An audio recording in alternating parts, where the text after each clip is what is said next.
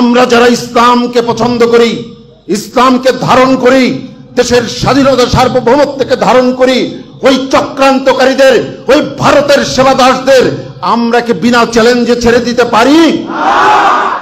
তাই ইসলামী আন্দোলন বাংলাদেশ ঘোষণা করেছে নির্বাচন হতে হবে PR পদ্ধতিতে,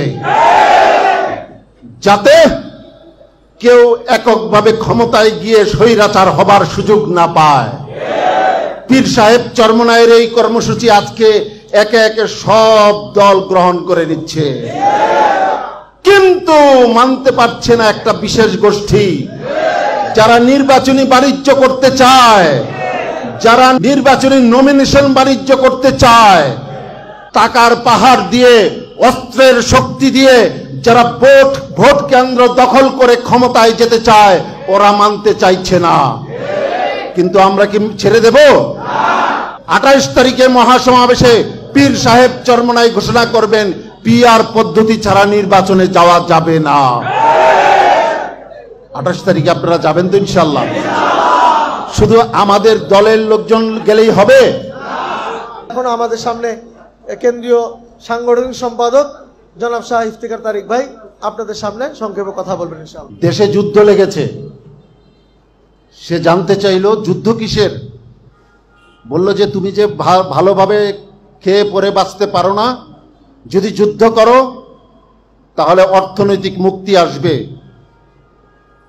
যদি যুদ্ধ করো তাহলে আসলে স্বাধীন হবে। সবুর মোল্লা অস্ত্র হাতে নিল, অস্ত্র হাতে নিয়ে পাক বাহিনীর বিরুদ্ধে যুদ্ধে নামলো।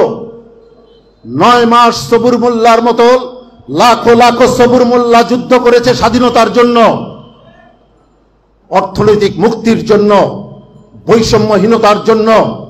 9 মাস যুদ্ধের পরে একটা পতাকা পেল, একটা সীমানা পেল, কিন্তু অর্থনৈতিক মুক্তি আসলো না। সবুর মোল্লাদের টাকা লুট করে খেলো যারা ক্ষমতায় গেল তারা। দেশের স্বাধীনতা বিপন্ন হলো ভারতের হাতে। এইভাবে স্বাধীনতার পর একটার পর একটা দল ক্ষমতায় আসলো, আর তারা এক একটা স্বৈরাচার হয়ে উঠল।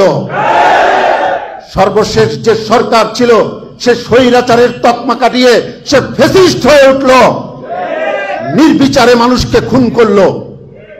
সেই ফ্যাসিস্টের বিরুদ্ধে সংগ্রাম করলাম, নতুন আরেকটা স্বাধীনতা আসলো। কথা ঠিক না বেঠিক?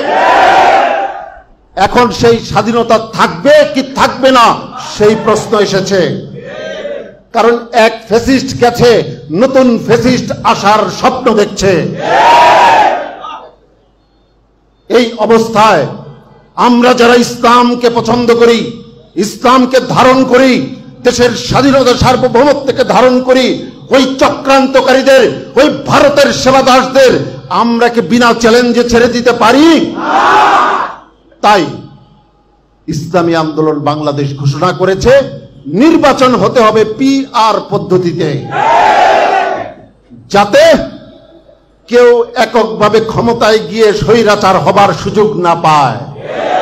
পীর সাহেব চরমনায়ের এই কর্মসূচি আজকে একে একে সব দল গ্রহণ করে নিচ্ছে, কিন্তু মানতে পারছে না একটা বিশেষ গোষ্ঠী, যারা নির্বাচনী বাণিজ্য করতে চায়, যারা নির্বাচনী নমিনেশন বাণিজ্য করতে চায়, টাকার পাহাড় দিয়ে, অস্ত্রের শক্তি দিয়ে যারা ভোট কেন্দ্র দখল করে ক্ষমতায় যেতে চায়, ওরা মানতে চাইছে না। কিন্তু আমরা কি ছেড়ে দেব? 28 তারিখে মহাসমাবেশে পীর সাহেব চরমনাই ঘোষণা করবেন PR পদ্ধতি ছাড়া নির্বাচনে যাওয়া যাবে না। 28 তারিখে আপনারা যাবেন তো ইনশাআল্লাহ? শুধু আমাদের দলের লোকজন গেলেই হবে? আশেপাশের লোকজনকে নিয়ে 28 তারিখের মহাসমাবেশে শরীক হতে হবে। আমি আপনাদেরকে চোখে আঙ্গুল দিয়ে আপনাদের মাধ্যমে দেশের মানুষকে দেখাতে চাই, বাংলাদেশে আর কোন রাজনৈতিক দল আছে প্রার্থী নির্বাচনের জন্য তৃণমূলের মতামত দেয়? আছে কি? ওরা নমিনেশন বাণিজ্য করে, কে কত টাকা দিবেন তাকে নমিনেশন দিব।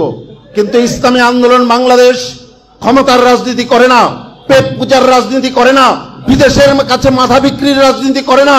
ইসলামী আন্দোলন বাংলাদেশের আমির থেকে শুরু করে একেবারে তৃণমূলের একজন